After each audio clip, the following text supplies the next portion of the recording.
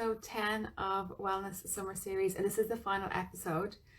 Summer's over, coming into autumn, it's the final episode, and it would be disingenuous for me to say that I saved the best for last, but I definitely saved the furthest guest to last. So hopefully, all gone well with technology.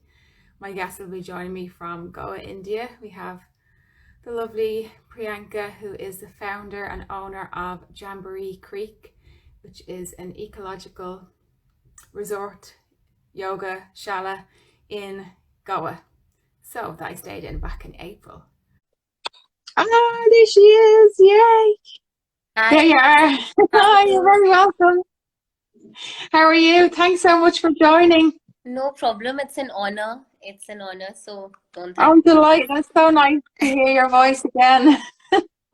I know. Nice to see you too. Right after I think about 6 months now, 4 months. Yes. I was just counting it up this morning. Yeah, it's gone by so fast in a way. Yeah, because it was Easter. So Oh, is the monsoon finished now? no, the monsoon is not finished, but it's quite sad All that right. it's not been raining so much, you know. Oh, didn't So get as much rain as you need. yeah, no. I mean, we still have a month and a half more of monsoon. So I'm hoping it really does come down then, but it's not been raining so much. I think people are happy about it because when it rains in monsoon, it does get very wild in Goa. I mean, it's wild and beautiful, but Yeah, yeah. yeah. I can imagine. I remember it rained just once randomly while I was there, and it was so dramatic. Yes, and that was April. It was supposed to be the hottest time of the year. No, no monsoon that time. Just rained one day. Yeah. Yeah, how have you been? How's everything back in Ireland? How's everybody? Yeah, fine. Yeah, good. Just coming into autumn now. I was teaching yoga on the beach all summer, so that's just I saw. finishing up now because the weather has changed. We get some nice days, but it Okay. started to rain yesterday during the class, but then it stopped again, so we were fine. But it's time to move Oh, indoors now. okay. Yeah. Okay. So I don't know if you saw my introduction, but I was just telling everybody about Jamboree Creek and about the kind of little bit about as much as I knew about the kind of ecological and sustainable kind of ethos that you have, that you kind of recycle the water and everything is fresh. What drops from the trees one day is what you eat the next day. So that's what I'd love you to talk to us about, so that we might be somewhat inspired and see what we can do. Obviously we don't all are able to grow things ourselves, but there has to be some ideas that we can use here. Yeah, I mean, definitely. So, I mean, I'll tell you what we do. We Yes. try. We're not experts again, and it's something that you can't really be an expert in. It's something that you need to start doing practically, and then I feel that that's when you gain knowledge of it. So we Yeah. practice permaculture. Uh, Okay. Permaculture is basically it comes from two words: permanent agriculture. So what we try to do is it's the development of agricultural systems, ecosystems, say rather, which are intended to be sustainable and self-sufficient. And we try to create that at Jamboree. So like a Okay. few things that you've just named. Also, we've got a few principles of permaculture. There are about 12, 13 principles. Of course, I can't talk about all, but and sometimes Yeah. you can't use all, but like just to give you examples of what we do. Like the first principle of permaculture is observe and interact with nature. Just the fact that you've I seen like that. we've got open air showers, and we've got open air, a yoga shala, a cafe that's open air. We anyway don't have many walls and roofs around in our system, which I think in like let's in so much of the sun, moon, rain, and so much of the nature in general, that we get to observe so much of it. Like, just for example, if I'm in the shower, and I'm sitting on the pod, well, and it's open air, I follow the cycle of the sun and the moon, which I don't think I would have ever done when I lived in a city. Yeah, I It's remember the full moon. I remember having a share on the full moon while I was there. Yeah, and Yeah. and you get to see so much of it, like the cycle of the moon, the sunrise, the moonrise, the moonset, the sunset, and I've been following times of it. Just, I mean, it's not something that we practice, but I'm just trying to explain to you how, like, just having a space that's open, you know it'll make you Mhm. observe nature so much more, which I think is Yeah. amazing. And it's great that we've been blessed with this place. And we have only 15 rooms at our property, and we have so much land around us that I kind of had to get into permaculture. Because we knew that we couldn't build so much, and we were like, all this land is going to waste. What do I do? What do we do? It was dry, it was barren. But so we've got a no waste kitchen, and one of the principles of permaculture is produce no waste. So of course we produce waste, but we Brilliant segregate one. all our waste, and like all our leftover food is made into compost, and it's turned into compost, and that's something that I think anybody can do anywhere. Exactly. Yeah, you can decide yourself that you're going to try your best to have a no waste kitchen. Yeah. Yeah, so Yes, we can implement that one. yeah, and luckily we've got a lot of pigs around. If you must have noticed that time, we've got a lot of pigs, Yeah, I can't cows, say with and my dogs. dog, I've got no waste because of my dog. I did see the local pigs. Yeah, I did. Yeah. Yeah. So basically, all our leftover food that cannot be converted into compost goes to them. It goes to the pigs over there, and Yeah. we all the peels and all the vegetable peels that's come out after we that's all that goes to the garden, and that's converted into compost, and it takes about 2-3 months to do so. you know so I mean, if you all Mm, can that's good. start a system at home. I mean, one thing I also really like about Europe and UK and outside of India, which we don't have in India, is people, you all really respect your garbage, which I think is amazing. Like, there's a lot of garbage segregation that happens around over there. You don't mix your electronics with your dry and your waste, and I No, think no. we could still learn lots from it. So Yeah. we try to do this at our resort, where we segregate all our plastic, our glass, all our food goes into the compost. The raw food goes into the compost. The edible cooked food, the waste goes to the pigs.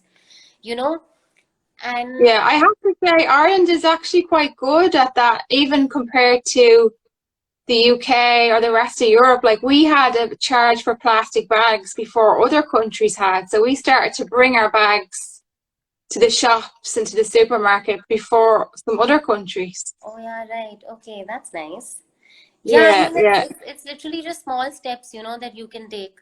I also I also feel like plastic can definitely be recycled and reused, and it's not so bad. I hope people don't hate me for saying this, but plastic is not so bad when used properly.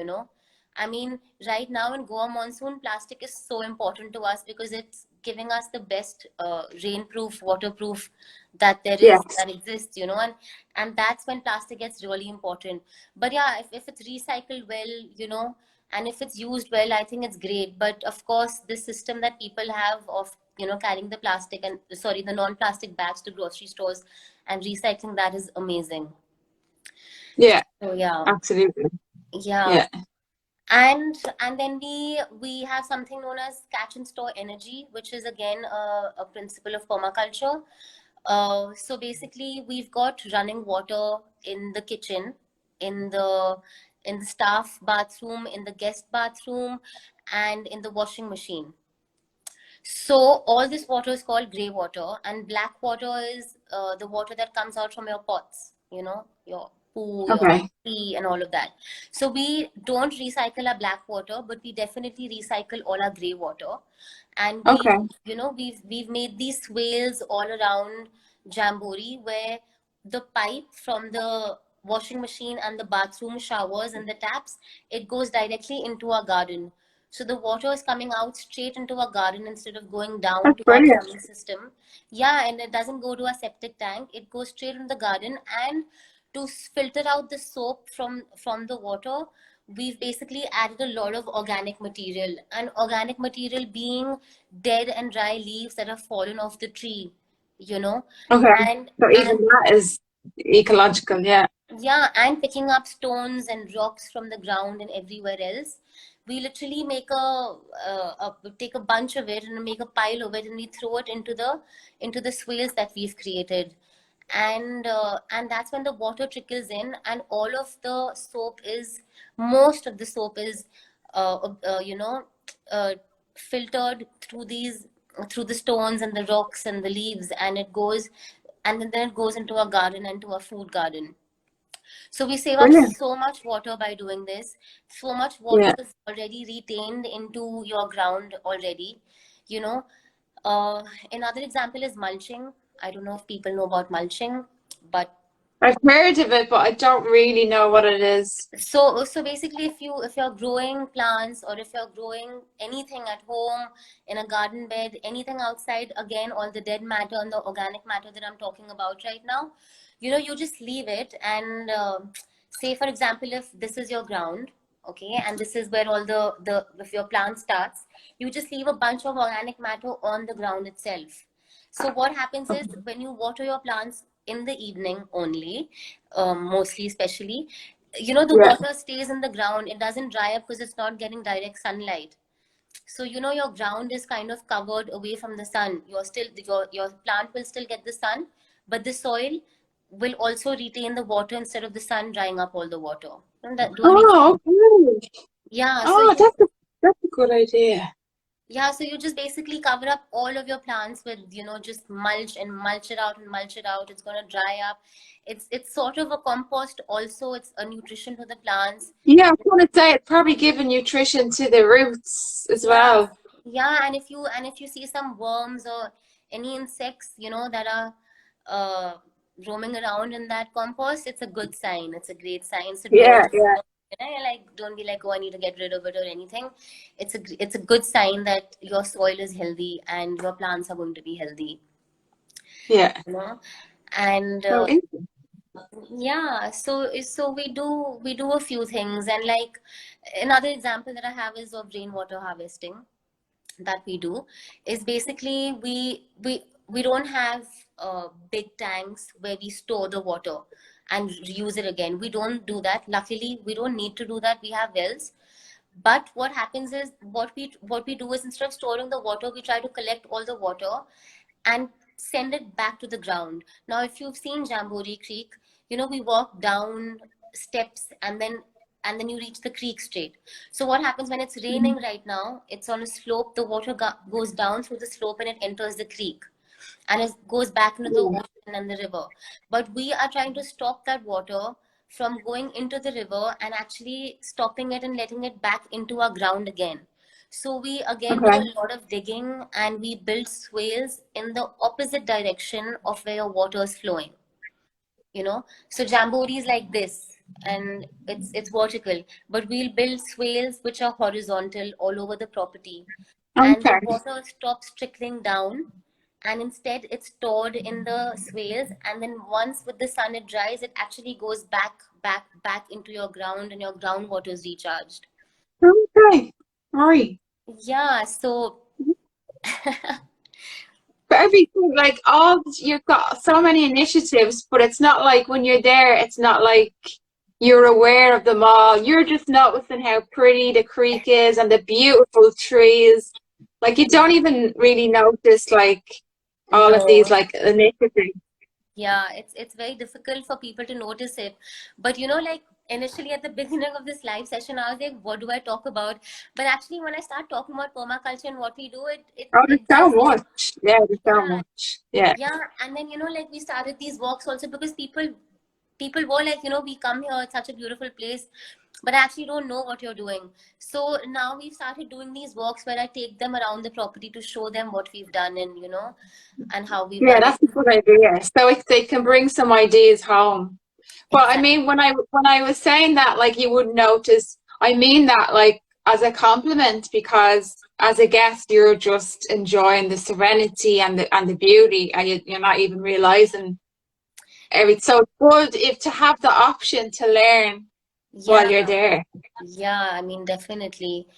Yeah, and I think in Ireland, people can, like, I'm going to talk about bamboo because bamboo is such a tropical tree which is, you know, native to us in Goa. But Yeah. we make our own bamboo straws. We grow so much of bamboo, and we've literally not paid any money to buy bamboo in the last 5 years. Like if you've stayed in our rooms, you'll know all our towel hangers, you know, Yeah. everything. Yeah. It's And made they're out so of. pretty, and they're so exotic to us. Like it's all part of the experience to us to see the lovely Yeah, bamboo. Like the little ladder in the shower for your towels and stuff. That was all bamboo. Yeah. yeah, and that's all homegrown, Margaret. We didn't buy any of it. Like it was Yeah. literally now we just harvest it, and it's been great, you know. And again, like for the roofs, like initially when we built the yoga shala roof, we I didn't was have just money. about to say, yeah, Yeah, the yeah, huge leaves. yeah. Yeah. And I was thinking when I found that this could happen, I was like, this is brilliant. Because we literally wanted to save money. We got the structure made, but you know, the roof was turning out to be so expensive. But As roof there. Yeah. yeah, and when we put the coconut leaves, it stops the sun from coming in, but it doesn't stop the breeze from coming in. So it actually makes the place No. cooler. It was lovely, yeah, and it's honestly it's one of my happiest memories as lying in Shavasana and looking up at the leaves, and Right. then the trees up further. Yeah, but they did keep you cool because if you didn't have room and your mat was outside, you'd feel the Yeah. difference in the heat. Yeah, They are definitely. nice and cool. Yeah, it's just Definitely. so beautiful. They're just so beautiful as well. I'm sure you do appreciate the beauty, but for someone coming from Europe to see, I mean, the trees, it was all just so beautiful. Thank you. If you come Yeah. back to Jamboree, you'll see right now we've removed the leaves because we had to make it rainproof, and then we had to use plastic and metal on the roof because we finally made some Yeah. money and we were like, okay, let's do this. But I'm really missing the cool and the coconut leaves. So I think now next season what we'll do is we'll still put lots of coconut leaves on top of it so that it can at least help it, you know, retain the cool because otherwise it's going to get super hot with the plastic that we have. Right. Okay. Yeah. Yeah. Yeah. But that's good that you found like a second use for the plastic as well. Yeah, true. I mean, I can imagine that like monsoon proofing a property is hard work. No, it's not nice. It's not Yeah. nice. No, either you make a place that is monsoon proof, but we actually didn't. We made a place that was so open during season time because we would only be operational during season time where the sun was coming from all angles. Right now we've just got rain coming from all angles, but again, it's still it's wild and beautiful. We attract like Yeah. so many fireflies, so many butterflies because of the flowers. It's great. And So did you sorry. used to close during monsoon, but now you open during, I think I remember you saying that there's more tourists now during monsoon than there used to be. Yes, definitely. Yeah. There are more You're tourists. having lots of retreats as well, aren't you? Yeah. Yeah, Yeah. I mean, this is the first time that we're trying to be open in monsoon because domestic clientele has really increased, especially after COVID, you know. Yeah. So it's kind of been a blessing for us because I mean honestly we've survived through the pandemic and it was great.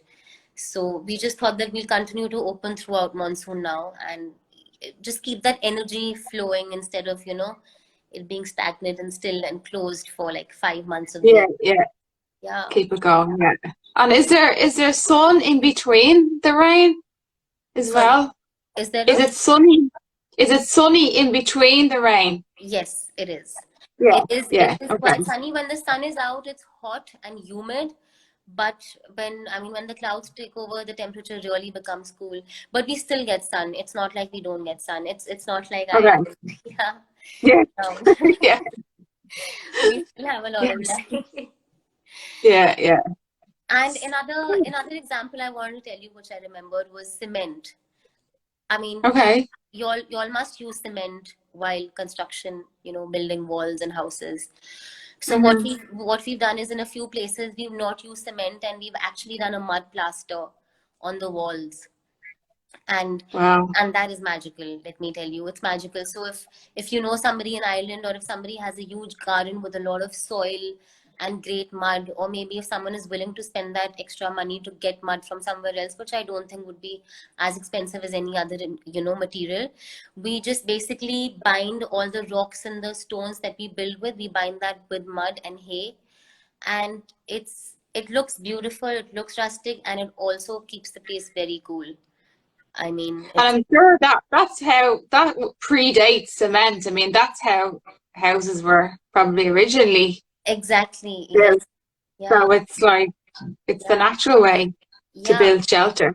yeah. Yeah, And this still happens in a lot of villages in India, using mud and lime and hay and cow dung also. I haven't said cow yeah. dung, but cow dung is also a very good We've plaster. plenty of cows here. Lots of cows here. There's some only just down the road from me. Yeah, there's loads. Oh, so I mean, I don't know, but it's if you're growing plants or vegetables, you could honestly just walk up to if somebody owns the cows, if somebody, is taking care of the Yeah, cows, the maybe you can farmers. ask Yeah. them, maybe you can ask them for cow dung and use that for your plants as a natural fertilizer and you know, Well, I need something because I'm not good at growing plants at all. I'm okay, really not. I try, but I'm gonna take on board. I'm gonna watch this back again okay. and write some notes down. Of course, you can call me Yeah. anytime and I'll just write down all the details for you and stuff. But it's great news that you have cows around you. And if you can get some cow dung, you can easily start growing plants and pots and use that, so much of that.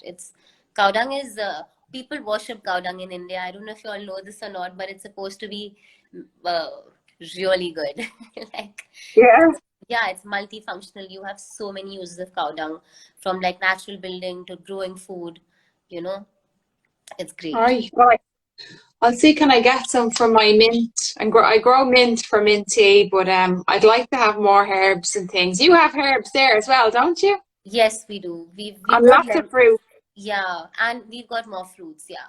Another Yeah, reason lots of we fruit. realized that we have more fruits and less vegetables is because we had so many trees at Jamboree that we weren't getting enough sun onto our land to grow the vegetables. You Okay, know? because it's blocking. Yeah, it's blocking Yeah. the. So technically, I realized we did the permaculture course, and the teacher, who's also my friend, told us that your problem is that you're overplanted, which was a good problem to kind of hear of, though you never hear that Yeah, yeah. overplanting is a problem, right? So, I mean, first I used to think, oh my God, we have such a beautiful place. It's full of trees and full of forests. But then I realized, but it's not functioning, It's not, how am I developing an ecosystem which is not helping out the other? We've got trees, we've got shade, we've got a cool weather, but none of the fruits are growing because the sun doesn't reach the ground. So right now we've Okay, actually had to cut down some trees, which okay.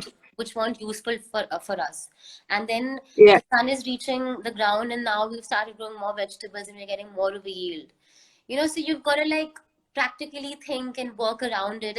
You need to be very patient with living sustainably. You have to be practical. You have to learn with doing. You can't just read and be You knowledgeable can't about just it. learn it from a book. Yeah, you have to do it as well. So Yeah. the trees that you put down, I'm sure you use them for something Yes. else then, did you? Yeah. Yeah. We're making tabletops and benches out of it. Oh, there you go. Lovely. Yeah, we are. We'll do this. Make a bar stool, make a bar table by the side. We'll definitely use it. I mean, yeah. Yeah, that means that it becomes part of the coffee shop and the eating area, and they'll be there for a long time then. Yes, yeah, that's Yeah. Well, this has been so interesting and so helpful. I'm so glad that we did this. And you're actually the last episode because I'm doing 10 episodes. So, like, we've talked about like skin and sleep and community and I saw. our nutrition and all different things. And we talked a little bit about foraging, like foraging for herbs and fruit. But I feel like it was important to have like more nature because we are nature. We're not a separate thing. We are, the same as everything else. We're part of it. So it was important to me to have this topic on as well because we're not living in just like our own little bubble. We're part Yes. of the world. So it was important for me to have this on, and amazing to have you here all the way from Goa. Thank you. It's an honor for me to be able to talk to you and share I'm my knowledge delighted to and my have you learnings. here. Yeah, yeah. And I'll share the link to Jamboree Creek with everyone, and this will be on YouTube. It'll be in my newsletter. So So I'll share the link, and trying to get more tourists. As I mentioned to you, I'm going to be working with the Indian ambassador about getting more Irish people to visit India, getting Indians to visit Ireland, and then progressing yoga in Ireland as well. So please do. I think it's great what you're doing. I have so much respect for this. It's not even. It's great. thank you. You too. You too. I love what you're doing too. And I hope to see you again in person someday. Hopefully, Yes. I'll get back to visit the cats and the dogs. Yes, please. I hope to see you too, wherever, India, Ireland, wherever. But please Yeah, come back. yeah, absolutely. And I'm sure you're I'll gonna do send more my best. people. You'll have more reasons. Yeah, to I'll come do back. my best to make it back. Yeah, absolutely. Yeah. Thank you so much, Priyanka. Thank you, Margaret. Really appreciate it. Take care. Thank you. Bye-bye. Bye. Bye.